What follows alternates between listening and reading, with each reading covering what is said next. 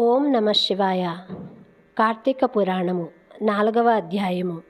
దీపారాధన మహిమ. ఈ విధముగా వశిష్ఠుడు కార్తీక మాస వ్రతము యొక్క మహిమ వల్ల బ్రహ్మరాక్షస జన్మ నుండి కూడా విముక్తి నొందెదరని చెప్పుచుండగా, జనకుడు మహాతపస్వి, తమరు తెలియచేయు ఇతిహాసములు వినిన కొలది తనివి తీరకున్నది. కార్తీక మాసములో ముఖ్యముగా ఏమేమి చేయవలయునో, ఎవరినుద్దేశించి పూజ చేయవలయునో వివరింపుడు అని కోరగా, వశిష్ఠుల వారు ఇట్లు చెప్పదొడిగిరి. జనక, కార్తీక మాసమందు సర్వ సత్కార్యములను చేయవచ్చును. దీపారాధన మందు అతి ముఖ్యము. దీనివలన మిగుల ఫలము నొందవచ్చును. శివకేశవుల ప్రీత్యర్థము శివాలయమున గాని విష్ణాలయమునందు గాని దీపారాధనము చేయవచ్చును. సూర్యాస్తమయమందు అనగా సంధ్య చీకటి పడు సమయమున శివకేశవుల సన్నిధిని గాని ప్రాకారమునందు గాని దీపముంచిన వారు సర్వ పాపములను పోగొట్టుకొని వైకుంఠ ప్రాప్తి నొందుదురు. కార్తీక మాసమందు హరిహరాదులు సన్నిధిలో ఆవు నేతితో కానీ కొబ్బరి నేతితో కానీ విప్ప నూనెతో కానీ ఏమీ దొరకనప్పుడు ఆముదముతో గాని దీపము వెలిగించి ఉంచవలెను. దీపారాధన ఏ నూనెతో చేసినను మిగుల పుణ్యాత్ములుగాను భక్తిపరులుగాను అగుటయే కాక అష్టైశ్వర్యములు కలిగి శివ సన్నిధికేగుదురు. ఇందుకొక కథ కలదు, వినుము. శత్రుజిత్ కథ. పూర్వము పాంచాల దేశమును పాలించుచున్న రాజుకు సంతతి లేక అనేక యజ్ఞ యాగాదులు చేసి తుదగు విసుగు చెంది గోదావరి తీరమున నిష్ఠతో తపమాచరించుచుండగా, అచ్చుటకు పిప్పలాదుడను మునిపుంగవుడు వచ్చి, పాంచాల రాజా, నీవెందులకింత తపమాచరించుచున్నావు? నీ కోరిక ఏమి అని ప్రశ్నించగా, ఋషిపుంగవా, నాకు అష్టైశ్వర్యములు రాజ్యము సంపద ఉన్నను నా వంశము నిలుపుటకు పుత్ర సంతానము లేక కృంగి కృషించి ఈ తీర్థస్థానమున తపమాచరించుచున్నాను అని చెప్పెను. అంత మునిపుంగవుడు, ఓయి, కార్తీక మాసమున శివ సన్నిధిని శివదేవుని ప్రీతి కొరకు దీపారాధనము చేసిన ఏడల నీ కోరిక నెరవేరగలదు అని చెప్పి వెడలిపోయెను. వెంటనే పాంచాలరాజు తన దేశమునకు వెడలి పుత్ర ప్రాప్తికై అతి భక్తితో శివాలయమున కార్తీక మాసము 1 రోజులు దీపారాధన చేయించి దాన ధర్మాలతో నియమానుసారముగా వ్రతము చేసి ప్రసాదములను ప్రజలకు పంచిపెట్టుచు విడవకుండా 1 దినములు అటుల చేసెను.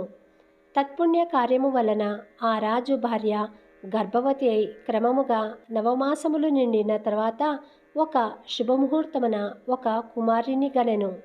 రాజకుటుంబీకులు మిగుల సంతోషించి తమ దేశమంతటను పుత్రోత్సవములు చేయించి బ్రాహ్మణులకు దానధర్మములు చేసి ఆ బాలునకు శత్రుజీ అని నామకరణము చేయించి అమిత గారాభముతో పెంచుచుండిరి.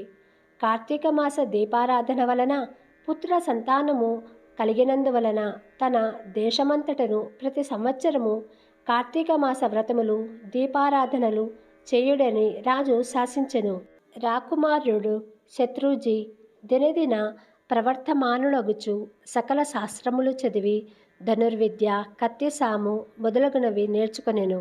కానీ యవ్వనము రాగానే దుష్టుల సహవాసము చేతను తల్లిదండ్రుల గారాభము చేతను తన కంటికింపగు స్త్రీలకు బలాత్కరించుచు ఎదిరించిన వారిని దండించుచు తన కామవాంఛ తీర్చుకొనుచుండెను. తల్లిదండ్రులు కూడా తమకు లేకలేక కలిగిన కుమారుని ఎడల చూచి చూడనట్లు విని విననట్లు ఉండిరి. శత్రుజీ ఆ రాజ్యములో తన కార్యములకు అడ్డు చెప్పువారులను నరకుదునని కత్తి పట్టుకొని ప్రజలను భయకంపితులను చేయుచుండెను. అటులా తిరుగుచుండగా ఒక దినమున ఒక బ్రాహ్మణ పడుచును చూచుట తటస్థించెను. ఆమె ఒక ఉత్తమ బ్రాహ్మణుని భార్య, మిగుల రూపవతి. ఆమె అందచందములను వర్ణించుట మన్మధునకైనను సఖ్యము కాదు. అట్టి స్త్రీ కంటపడగానే రాకుమారుని మతి మందగించి కొయ్యబొమ్మ వలె నిశ్చేష్టుడై కామవికారంతో ఆమెను సమీపించి తన కామవాంఛ తెలియచేసెను. ఆమె కూడా అతని సౌందర్యానికి ముగ్ధురాలై కులము శీలము సిగ్గు విడిచి అతని చేయి పట్టుకుని తన శయన మందిరానికి తీసుకొని పోయి భోగములు అనుభవించెను. ఇట్లొకరికొకరు ప్రేమలో పరవశులగుట చేత వారు ప్రతిదినము అర్ధరాత్రి వేళ ఒక అజ్ఞాత స్థలములో కలుసుకొనుచు తమ కామవాంఛ తీర్చుకొనుచుండిరి.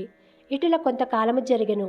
ఇటులను ఈ సంగతి ఆమె మగనికి తెలిసి పసిగట్టి భార్యను రాకుమారుని ఒకేసారిగా చంపవలెనని నిశ్చయించి ఒక ఖడ్గమును సంపాదించి సమయము కొరకు నిరీక్షించుచుండెను. ఇట్లుండగా కార్తీక శుద్ధ పౌర్ణమి రోజున ఆ ప్రేమికులిరువురు శివాలయమున కలుసుకొనవలనని నిర్ణయించుకొని ఎవరికి వారు రహస్య మార్గమున బయలుదేరిరి. ఈ సంగతి ఎటులో పసిగట్టిన బ్రాహ్మణుడు అంతకుముందే కత్తితో సహా బయలుదేరి గర్భగుడిలో దాగియుండెను. ఆ కాముకులు ఇద్దరును గుడిలో కలుసుకొని గాఢాలింగన మొనర్చుకొన్న సమయమున చీకటిగా ఉన్నది, దీపముండిన బాగుండును కదా అని రాకుమారుడనగా ఆమె తన పైట చెంగును చించి అక్కడనున్న ఆముదపు ప్రమిదలో ముంచి దీపము వెలిగించెను. తరువాత వారిరువును మహానందముతో రతిక్రీడలు తలుపుటకు ఉద్యుక్తులగుచుండగా అదే అదనుగా ఆమె భర్త తన మొలనున్న కత్తి తీసి ఒక్క వ్రేటుతో తన భార్యను ఆ రాకుమారుని ఖండించి తాను కూడా పొడుచుకొని మరణించెను. వారి పుణ్యం కొలది ఆ రోజు కార్తీక శుద్ధ పౌర్ణమి. సోమవారం మగుట వలన ఆ రోజు ముగ్గురును చనిపోవుట వలనను శివదూతలు ప్రేమికులు ఇరువురిని తీసుకొని పోవుటకు ఆ యమదూతలు బ్రాహ్మణుని తీసుకొని పోవుటకు అక్కడకు వచ్చిరి. అంతా యమదూతలను చూచి బ్రాహ్మణుడు, ఓ దూతలారా, నన్ను తీసుకొని వెళ్ళుటకు మీరెలా వచ్చినారు?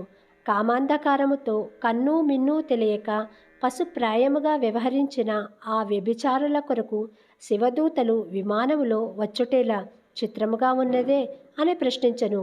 అంతా యమకింకరులు, ఓ బాపడా, వారెంతటి నీచులైనను ఈ పవిత్ర దినమున అనగా కార్తీక పౌర్ణమి సోమవారపు దినమున తెలుసో తెలియకో శివాలయములో శివుని సన్నిధి దీపము వెలిగించుట వలన అప్పటి వరకు వారు చేసిన పాపములన్నీ నశించిపోయినవి. కావున వారిని కైలాసమునకు తీసుకొని పోవుటకు శివదూతలు వచ్చినారు అని చెప్పగా ఈ సంభాషణమంతయు వినుచున్న రాజకుమారుడు, అలా ఎన్నటికీ జరగనివ్వను.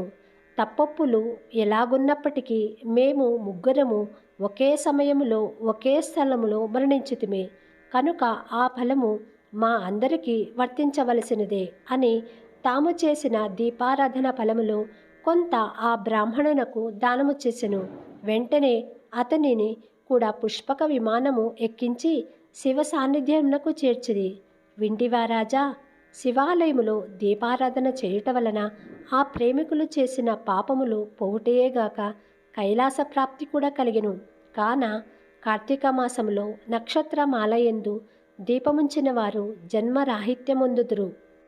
ఇట్లు స్కాంద పురాణాంతర్గత వశిష్ఠ ప్రోక్త కార్తీక మహాత్యమందలి 4వ అధ్యాయము 4వ రోజు పారాయణము సమాప్తము. శంభో శంకర. ఓం శాంతి శాంతి శాంతి.